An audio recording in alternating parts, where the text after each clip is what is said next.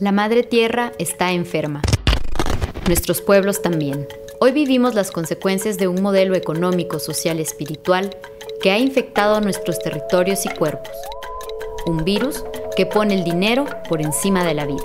En tiempos de crisis climática, pandemia y exterminio, las mujeres indígenas hacemos de la lucha melodía.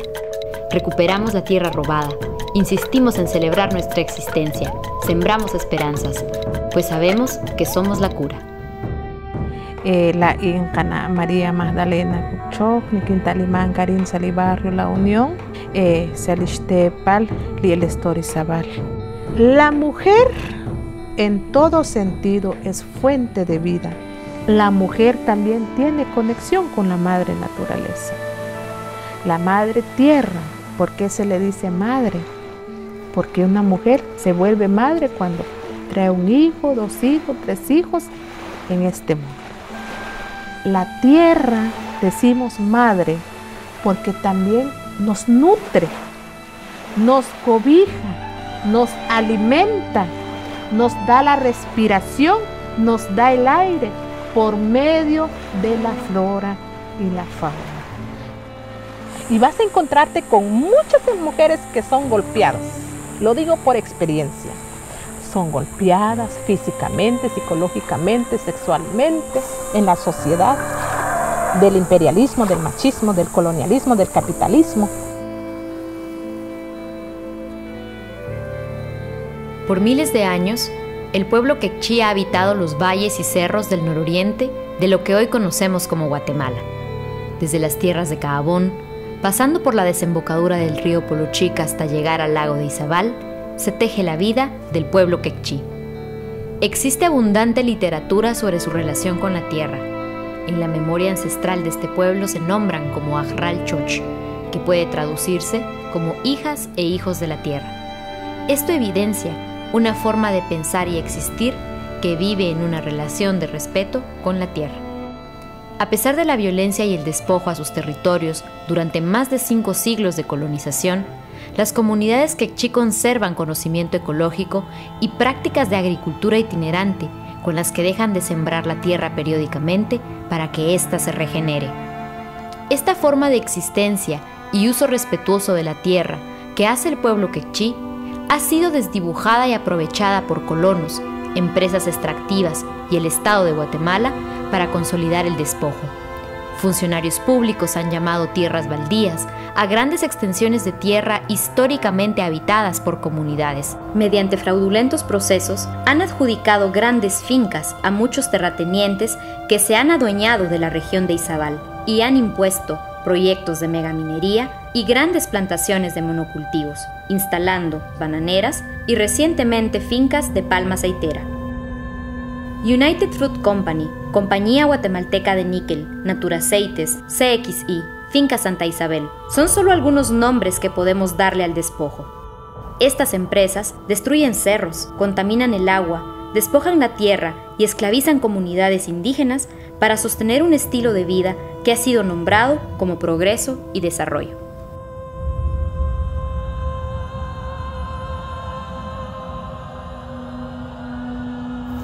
María Choc siempre ha hecho que ella tiene que ser libre, ella tiene que ser ella. Y entonces es por eso que María Choc siempre habla de las injusticias, no solo lo que ve afuera, sino que lo que ve adentro de su familia, su hogar. Empiezo yo a encaminar, empiezo yo a alzar la voz, que esto en tal lugar hubo acá, en tal lugar abusaron de 11 mujeres, en tal lugar cortaron la casa de la compañera, en tal lugar cortaron todos los cultivos de los compañeros y así. Muchos casos de violencia intrafamiliar y violencia comunitaria que sufren las mujeres por culpa de empresas de monocultivo y de empresas mineras y de hidroeléctricas. Y había que llevar la denuncia a los tribunales de justicia y yo los acompañaba. ¿Y por qué los acompañaba? Porque hay compañeras que son abusadas, pero que no saben hablar el castellano, el idioma impuesto por los españoles. Entonces María Choc se va a acompañar a ser intérprete, a hacer traducciones. Entonces fue así como que me fueron señalando, ella va mucho acá, ella acompaña muchos casos, es ella la que nos está arruinando el plan. Que si María Choc no sabía que haciendo este trabajo a las empresas, los corruptos, no les gusta. Hasta que un grupo de compañeros del área de Livingston y Zabal, del municipio de Livingston, me pidieron que yo los acompañara a presentar una demanda porque el gobierno de Otto Pérez Molina los había despojado de sus tierras. Había prueba suficiente, documentación suficiente para esas comunidades como para presentar una demanda que Otto Pérez Molina, conjuntamente con Rodrigo La Infiesta Rimola, estaban despojando las tierras ancestrales de la comunidad Chavilchoch Livingston. El mismo Ministerio Público da la información, quién los acompañó, a qué hora llegamos, y luego me tienen una orden de captura, después de un año de presentar una demanda en mi contra. Fui encarcelada, estoy bajo arresto domiciliario. Por 2 años seguidos me tenían audiencia y luego la cancelaban, no se llevaba a cabo. Yo tenía una esperanza de salir libre, porque no conozco a las personas que me demandan, me tildan por usurpación agravada, por detención ilegal y por amenaza. Que yo los detuve, los amarré, dice, y yo siendo una mujer sola, con 7 hombres, supuestamente tenía a cargo yo armamento de alto calibre, ¿en qué cabeza cabe todo esto?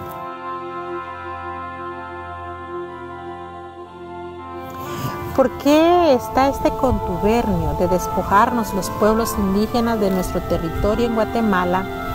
Porque hemos tenido gobiernos que solo les interesa el dinero. Les interesa nuestro territorio. No son muchos, solo unas pocas familias poderosas que se adueñaron de todas las tierras de Guatemala. Venimos años atrás que ningún gobierno pues ha facilitado nuestras tierras a nuestro favor. La conflictividad agraria en Guatemala es el cáncer más grande en la cual estamos sufriendo. Y nos vienen a matar, nos vienen a asesinar, nos vienen a golpear, a meternos en la cárcel por tal de adueñarse de nuestro territorio. Muchos defensores y defensoras están sufriendo esta criminalización. Los monocultivos destruyen los bosques que regulan las lluvias, acelerando con ello el cambio climático. Los agrotóxicos usados para la producción son los principales responsables del exterminio de especies de insectos a escala planetaria. Y como si estos agravios no fueran suficientes, hoy sabemos que las áreas utilizadas para la palma aceitera matan la tierra. Esta forma de producción degrada los ecosistemas y es responsable del incremento de la emisión de gases efecto invernadero, no solo durante la siembra de monocultivos, sino durante el transporte y distribución de sus productos derivados. El acelerado incremento en la siembra de palma en Guatemala se dio a partir del año 2000, siendo uno de los principales motivos el aumento de la demanda de comida chatarra y el consumo de agrocombustibles. 1 de cada 2 productos vendidos en supermercados contienen aceite de palma. La aparente variedad de marcas y envases coloridos que ofrecen las alacenas de los supermercados ocultan el uso masivo de ingredientes que provienen de monocultivos y de grandes monopolios. Unilever, uno de los principales compradores de aceite de palma, consume 1,5 millones de toneladas al año y los emplea en la comercialización de al menos 400 marcas que alcanzan a 2.000 millones de personas cada día. El aceite de palma es también utilizado como combustible para la generación de electricidad y Europa es uno de sus principales compradores. A pesar de que Centroamérica es responsable únicamente del 0,5% de las emisiones mundiales de gases de efecto invernadero, la región es una de las más azotadas en el mundo por los efectos del cambio climático. A las extremas sequías, que son causa climática del hambre en Guatemala, se sumaron los huracanes ETA y IOTA, que en el año 2020 perjudicaron alrededor de 2 millones de personas, de las cuales 56.000 necesitaron albergue, donde se perdieron 119.000 hectáreas de tierra cultivada. Como que el agua refrescó la tierra, hizo limpieza por culpa de las grandes empresas hidroeléctricas, mineras, empresas de palmas africanas, de monocultivos, que está rodeado a nivel de nuestro país, Guatemala. ¿Qué hace el hombre blanco, el hombre empresario millonario? Manda a talar árboles, caballerías de terrenos, destruir bosques vírgenes por tal de traer su cultivo, por tal de traer su empresa y destruir una humanidad, una comunidad ancestral. Pandemia, calentamiento global, contaminación ambiental es traído por los hombres, grandes empresarios. Nos están matando en nuestra totalidad. Como pueblos indígenas no nos echemos la culpa que nosotros somos los destructores. Como pueblos indígenas veamos la importancia que tenemos de nuestros sagrados ceremonias, sagrado fuego, para pedirle permiso a nuestros cerros para poder sembrar. Y cada cosecha siempre se agradece con una ceremonia, porque es nuestra cultura ancestral. Y por eso decimos que amamos la tierra, porque el territorio es la que sostiene, es la matriz de nuestro hogar, de nuestro hábitat. Como mujer indígena defendemos el territorio, defendemos la tierra para sanarnos. Es que estar sana es estar en paz, que nadie te joda en tu terreno, que nadie te joda en tu hogar, porque sabes que es tuyo y lo tenés ahí para poder prepararse con ella. Nos sanamos junto con ella. Entonces, tenemos que llevarnos de la mano con nuestra tierra.